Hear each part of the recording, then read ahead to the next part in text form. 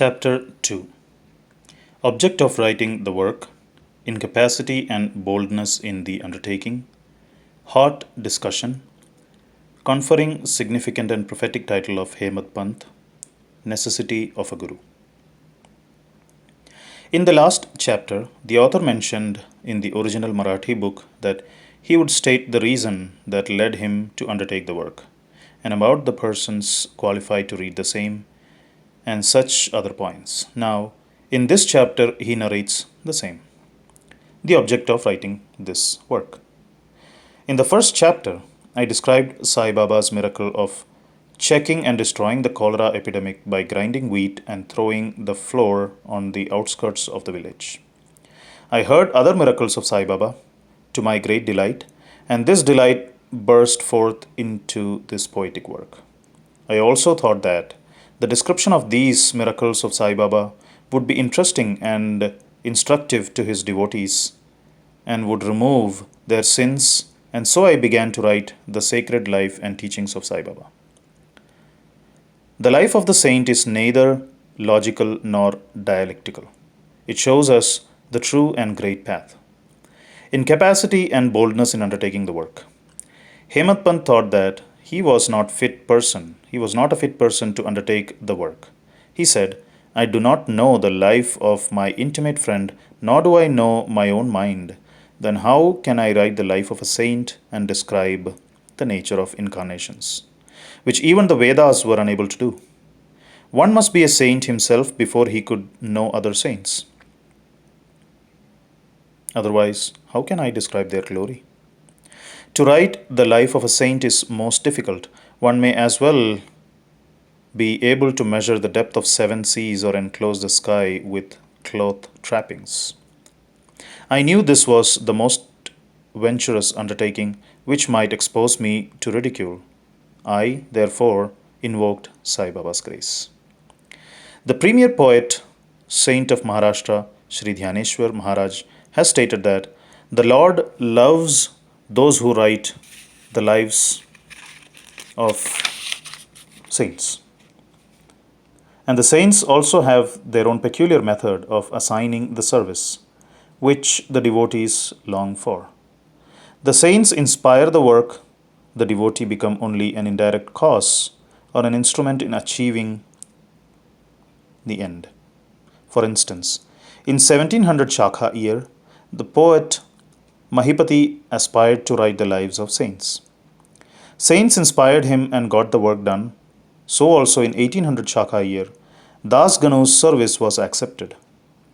The former wrote 4 works, Bhakta Vijay, Sant Vijay, Bhakta Lilamrit and Sant Lilamrit, while the latter wrote 2, Bhakta Lilamrit and Sant Kathamrit, in which the lives of modern saints were described.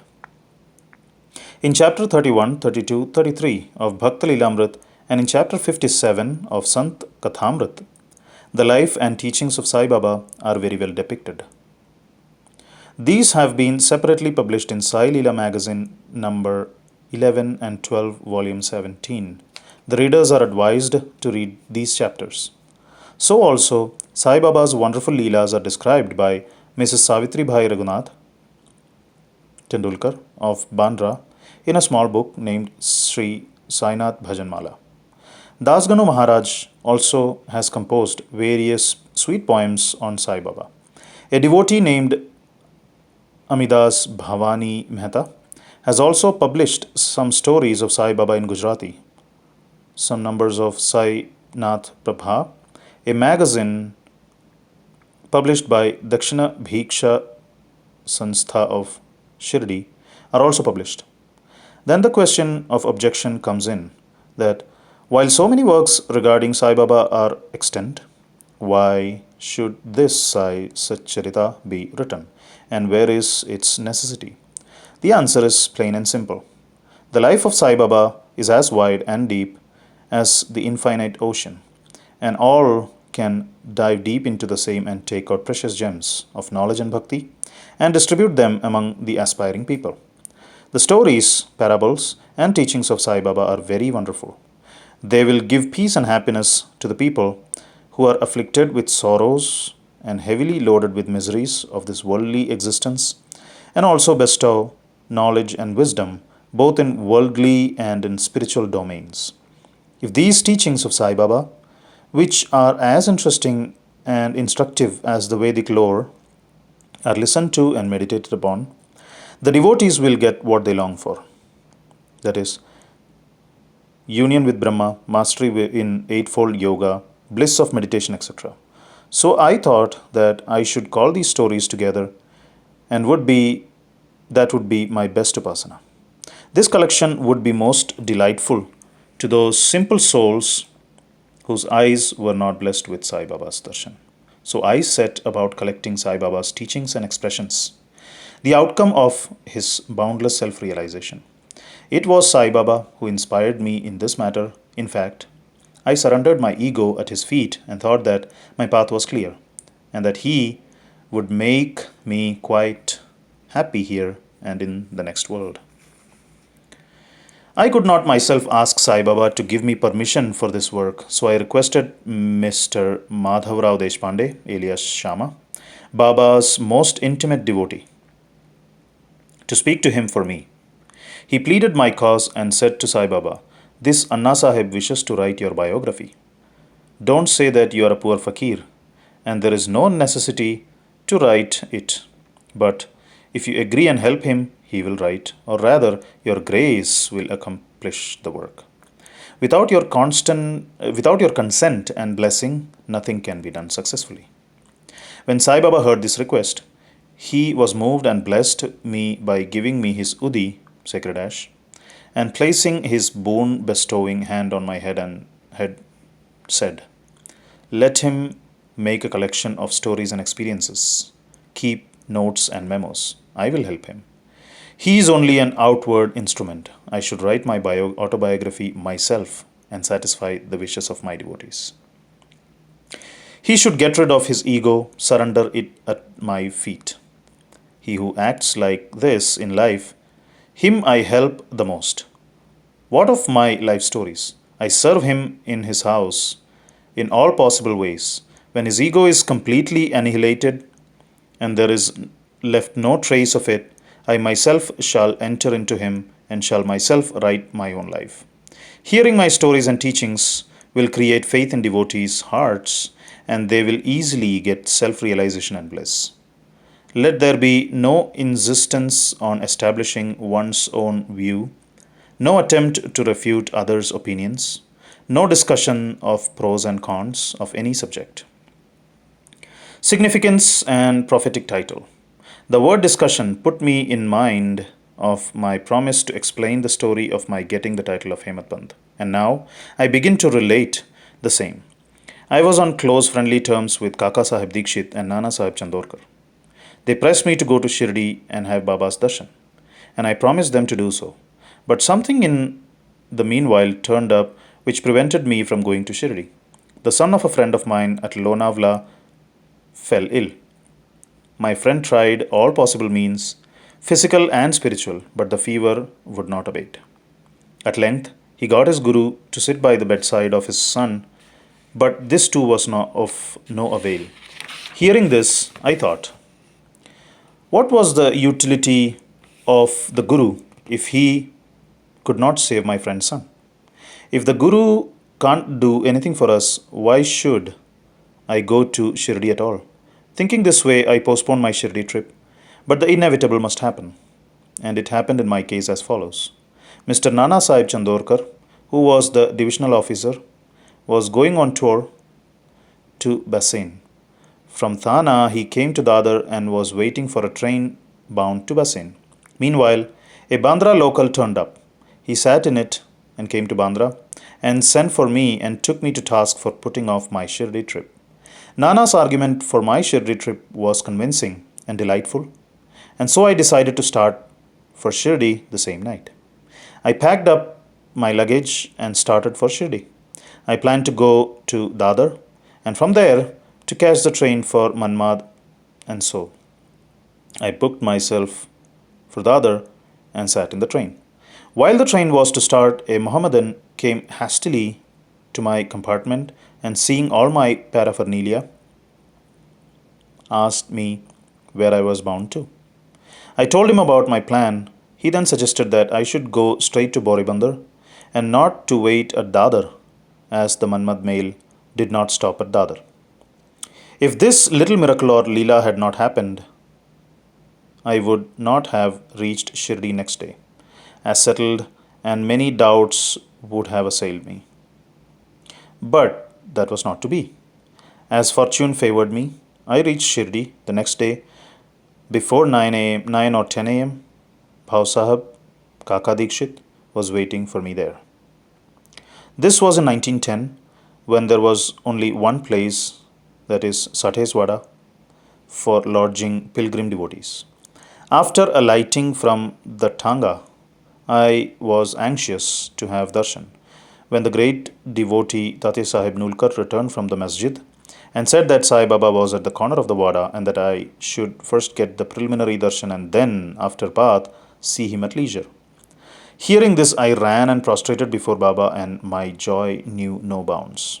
I found more than what Nana Chandorkar had told me. All my senses were satisfied, and I forgot my thirst and hunger. The moment I touched Sai Baba's feet, I began a new lease of life. I felt myself much obliged to those who spurred and helped me to get the darshan, and I considered them as my real relatives, and I cannot repay their debt. I only remember them and prostrate mentally before them. The peculiarity of Sai Baba's darshan, as I found it, is that by his darshan, our thoughts are changed, the force of previous actions is abated, and gradually non attachment or dispassion towards worldly objects grows up. It is by the merits of actions in many past births that such darshan is got. And if only you see Sai Baba, all the world assumes the form of Sai Baba. Hot discussion. On the first day of my arrival in Shirdi, there was a discussion between me and Bala Sahib Bhate regarding the necessity of a guru. I contended, why should we lose our freedom and submit to others? When we have to do our duty, why a guru is necessary? One must try his best and save himself. What can the guru do to a man who does nothing but sleeps indolently? Thus I pleaded free will, while Mr. Bhate took up the other side, that is destiny, and said whatever is bound to happen must happen. Even great men have failed. Man proposes one way, but God disposes the other way. Brush aside your cleverness, pride, or egoism won't help you. This discussion, with all its pros and cons, went on for an hour or so, and as usual, no conclusion was arrived at. We had to stop the discussion ultimately as we were exhausted. The net result of this was that I lost my peace of mind and found that unless there is strong body consciousness and egoism, there would be no discussion. In other words, it is egoism which breeds discussion. Then, when we went to the masjid with others, Baba asked Kaka Sahib Dikshit the following: what was going on in the Sates Wada? What was the discussion about? And staring at me, Baba further added, what did this Hemat Pant say? Hearing these words, I was much surprised. The masjid was at a considerable distance from Sathewada, where I was staying and where the discussion was going on. How could Baba know our discussion unless he be omniscient and inner ruler of us all? I began to think, why Baba should call me by the name Hemat Pant? This word is a distorted form of Hemadri Pant. This Hemadri Pant was a well-known minister of the kings Mahadev and Ramdev of Devgiri of the Yadav dynasty. He was very learned, good-natured, and the author of works such as Chaturvarga Chintamani, dealing with spiritual subjects, and Raj Prashasti.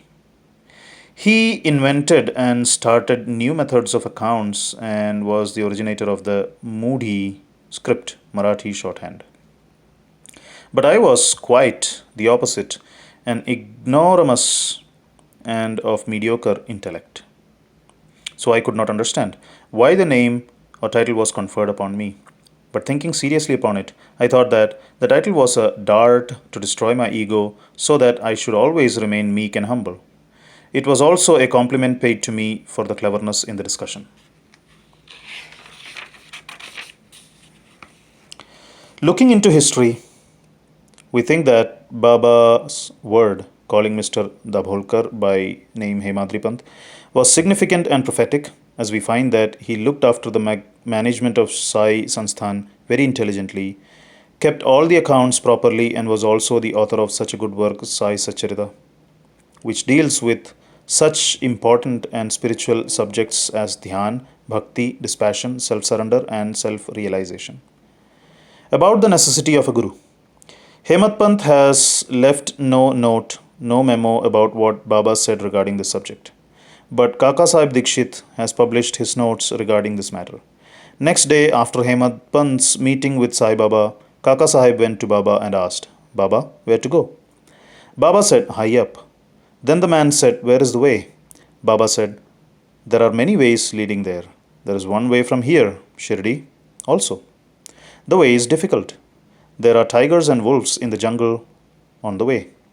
I, Kaka Sahib, asked, but Baba, what if we take a guide with us? Baba answered, then there is no difficulty. The guide will take you straight to your destination, avoiding wolves, tigers, and ditches, etc. on the way. If there be no guide, there is the danger of your being lost in the jungles or falling into ditches.